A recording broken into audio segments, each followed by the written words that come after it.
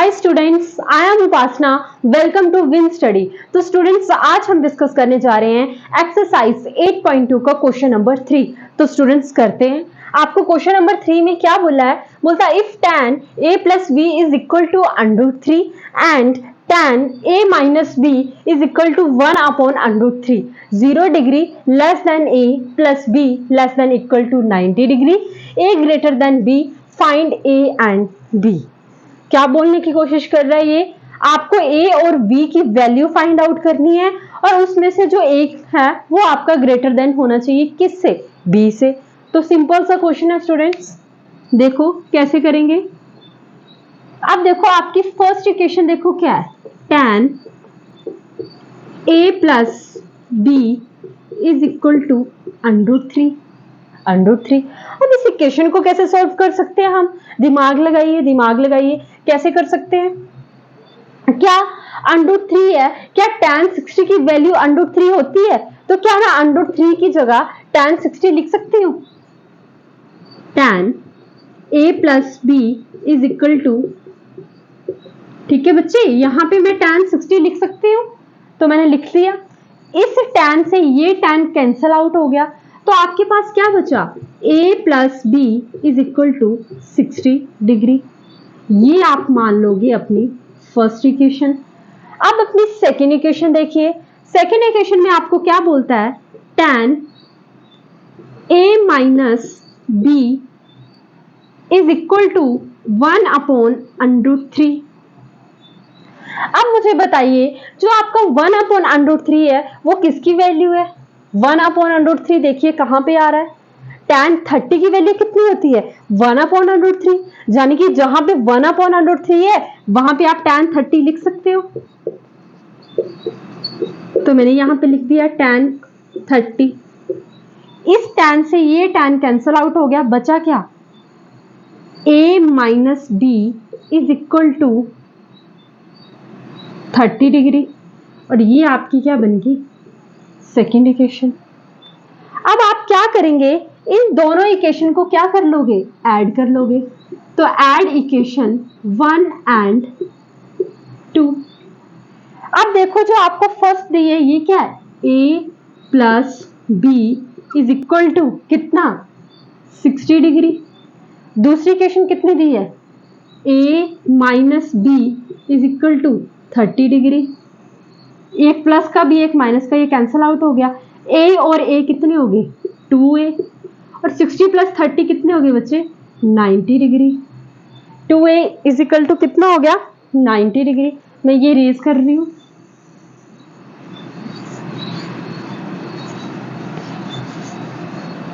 अब देखो आपके पास क्या आया? 2a is equal to 90 degree. यहां पे 2 मल्टीप्लाई हो रहा है तो यहां पे क्या हो जाएगा? डिवाइड। 2 1 जा 2, 2 45 जा 90, यानी कि a की वैल्यू कितनी आ गई? 45 डिग्री। a की वैल्यू कितनी आ गई? 45 डिग्री। अब हमें b की वैल्यू चाहिए।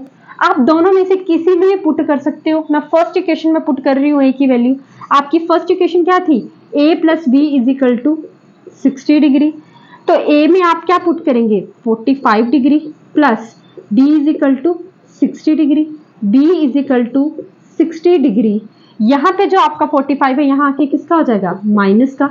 अगर आप 60 में से 45 माइनस करते हैं तो 10 में से 5 गए 5, और यहाँ पे कितना बचता है? 5, 4 में से 1 गए, यानी कि जो b है वो किसकी वैल्यू आ गई? 15 डिग्री की। समझ आ गया? यानी कि आपकी a की वैल्यू कितनी आई बच्चों? 45 डिग्री। और b की वैल्यू कितनी आई? 15 डिग्री। और आपको क्वेश्चन में क्या बोला गया था कि जो आपका a है वो आपको ग्रेटर देन होना चाहिए b से, और आपको a एंड b की वैल्यू क्या करनी है? फाइंड आउट करनी है। तो ये हो गया आपका क्वेश्चन नंबर 3। अब करते हैं हम क्वेश्चन नंबर 4।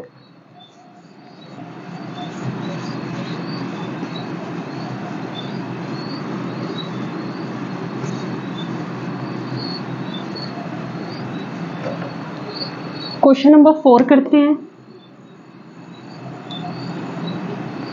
क्वेश्चन नंबर 4 में फर्स्ट में आपको क्या बोलता है? Sine a plus B is equal to sine A plus sine B.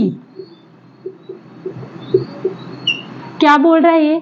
बोलता आपको क्या करना है, ए और बी में वैल्यू पुट करनी है और वो वैल्यू ऐसी पुट करो जो 90 डिग्री आए। मतलब आप ए भी कुछ भी पुट कर सकते हो और बी भी कुछ भी पुट कर सकते हो, लेकिन आपको दोनों साइड में ए और बी की वैल्यू क्या रखनी है? सेम रखनी है। जब आप दोनों साइड ए और बी की वैल्यू सेम रखते हैं तो आपको बताना है कि क्या साइन ए प्लस बी, और ऐसे अगर मैं खोल के लिखूं क्या वो इक्वल आ रहा है? अगर आप इस चीज को खोल के लिखो तो यही आएगा, लेकिन आपको ये बताना है कि क्या लेफ्ट हैंड साइड क्या इक्वल आ रही है राइट हैंड साइड के। तो देखिए इस क्वेश्चन को कैसे करते हैं। मान लीजिए let a is equal to 60 degree and b is equal to 30 degree. मैंने ये मान लिया। अब देखो a की जगह मैं फिल करती हूँ 60 डिग्री प्लस b की जगह मैं फिल करती हूँ 30 डिग्री, ठीक है, is equal to sine a कितना है 60 डिग्री, b कितना है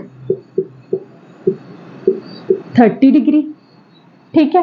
अब देखो साइन 60 प्लस 30 कितना हो गया 90 डिग्री, और यहां पे देखो साइन 60 की वैल्यू कितनी होती है √3/2। साइन 60 की वैल्यू कितनी होती है √3/2 प्लस साइन 30 की वैल्यू कितनी होती है 1/2। अब देखो साइन 90 कितना होता है, साइन 90 की वैल्यू होती है 1, और यहां पे देखो क्या आ रहा है आपका, ये 2 आ गया एलसीएम आपका, यानी कि √3 + 1/2। अब आपको इतना सॉल्व करने की तो जरूरत है ही नहीं, क्योंकि आपको तो पहले ही पता चल गया क्या कि आपकी जो लेफ्ट हैंड साइड है वो राइट हैंड साइड के इक्वल नहीं आ रही है। तो इट मींस आप लिखोगे left hand side does not equal to right hand side. और हमें ये क्वेश्चन में क्या बोल रहा था कि जो आपका साइन a प्लस बी है वो इक्वल है sine a plus sine B में। तो इट मींस जो ये स्टेटमेंट है ये क्या हो गई, फॉल्स हो गई। तो आप लिखोगे दिस स्टेटमेंट इज फॉल्स। ये कितना आ गया बच्चे, ये हो गया आपका फॉल्स। Is it clear? समझ आया आपको? समझ तो आया ना कि मैंने क्या किया। अब सेकंड क्वेश्चन देखते हैं।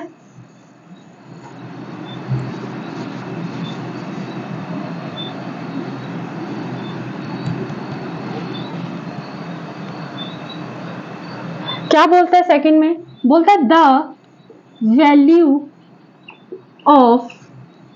the value of sin theta increases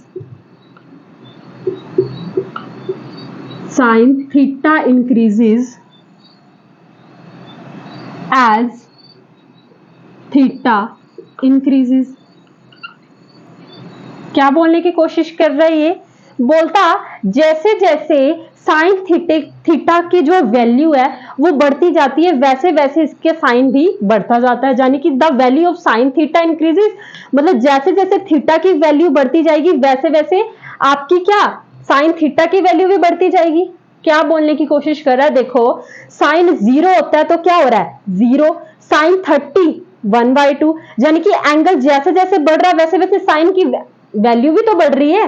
0 से कितनी गई 1/2, 1/2 से कितनी गई 1/√2, 1/√2 से कितनी गई √3/2, और √3/2 के बाद क्या आएगा 1 आएगा।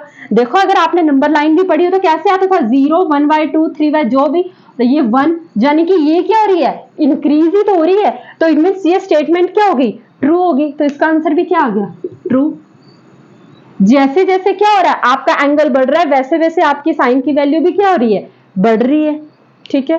तो सेकंड क्वेश्चन देखिए, थर्ड क्वेश्चन बोलता the value of cos theta increases,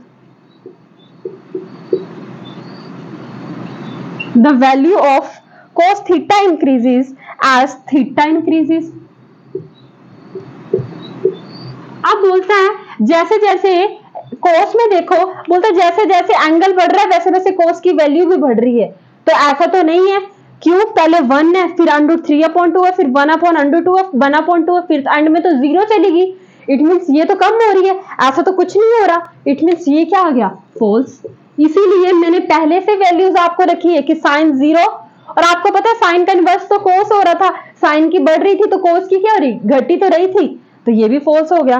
third question देखो क्या बोलता है, बोलता है sine theta is equal to cos theta for all values of theta. बोलता है जैसे जैसे थीटे की वैल्यू बढ़ती जाती है, सॉरी बढ़ती नहीं जाती, जैसे मतलब बोलता जो आपका साइन थीटा है, जो थीटा साइन थीटा की वैल्यू वही आपकी कोस थीटा की वैल्यू है। तो क्या ये है, देखो साइन 0 है तो कोस 0 कितना है 1, ये तो नहीं मैच हो रहा। 30 कितना है 1/2, कोस कितना है √3/2।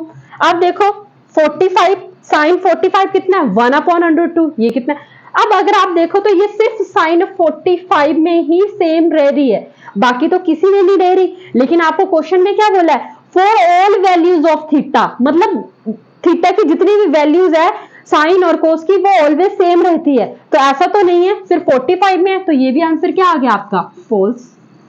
आपने ट्रू फॉल्स को लाइटली नहीं लेना, ये एक एक नंबर में आते हैं पेपर में। आप देखिए नेक्स्ट बोलता cot A is not defined,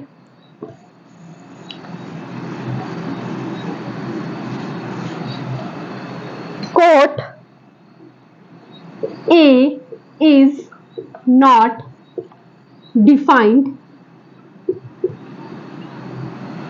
quote A is not defined for A is equal to 0 degree. बोलता है जब कोट A की वैल्यू 0 होती है, यानी कि जब आपका कोट थीटा 0 होता है तब क्या होता है नॉट डिफाइंड। तो आपको पता है कोट 0 की वैल्यू कितनी होती है नॉट डिफाइंड। तो ठीक है, एब्सोल्युटली राइट, ठीक ही तो बोल रहा है। तो आंसर कितना आ जाएगा ट्रू। ठीक है, समझ आया, इज इट क्लियर। तो आई होप स्टूडेंट्स आपको मेरे ये क्वेश्चन समझ आए होंगे। हम अगली एक्सरसाइज करेंगे अपनी नेक्स्ट वीडियो में। Thank you so much.